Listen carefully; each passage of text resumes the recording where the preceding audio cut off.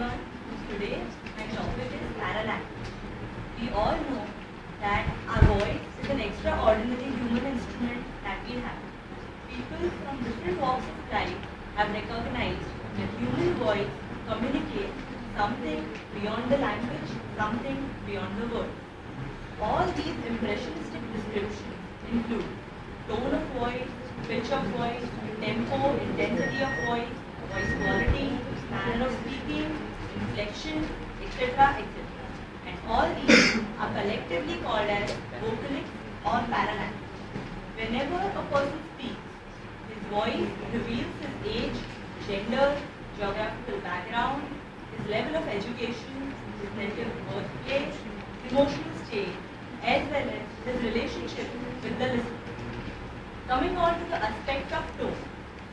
Tone is the physical level of sound at which the human voice is transmitted. Knowingly or unknowingly, through tones, a human conveys an attitude. For example, taking just an instance of a simple statement, hello. When a person speaks hello to a known person, just to greet someone, he speaks hello. When a person speaks hello for inquiry, he speaks hello. Anyone there? Hello. So, just a tone makes a lot of difference. Coming on to now pitch. Pitch is a note either high or low. High pitch shows emotional disturbance, anger, or sometimes immaturity, which generally creates unpleasantness, and sometimes low pitch shows fear or nervousness.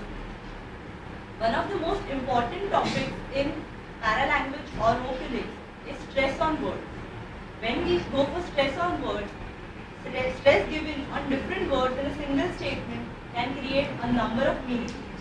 For example, we can say, what can I do for you? The stress is given on what. It becomes, what can I do for you? The stress is given on I. That gives the superiority to the speaker. What can I do for you? When the stress is given on you, that becomes, what can I do for you? So, giving stress on different words in a single statement gives a variety of implications and meaning. Coming on to now disfluency, which gives a great part and forms a noticeable effect in the speech. It includes hesitation, silence, pauses, use of fillers, repetitions and revisions of phrases, different words, etc. A silence generally communicates uneasiness sometimes, or maybe tension, or sometimes a peaceful environment, just depending completely on the current situation or the circumstances. Fillers like oops, okay, just like that, basically are used in speech and they carry various emotions. Now at the last, voice quality, which generally depends on the person's age, gender, is nasal cavities, resonating breath, etc. It even includes the concept of articulation. We can say that it is scientifically proved and a fact that no two persons in the world can have identical voices. Besides the deep details of vocalics, a layman also understands that when a person speaks about anything in a loud voice, it obviously shows haste or sometimes urgency. Fast spoken words sometimes show nervousness or even sometimes haste. When a speaker gives unnecessary stress on certain words, it purposely indicates his feelings about what is important according to him.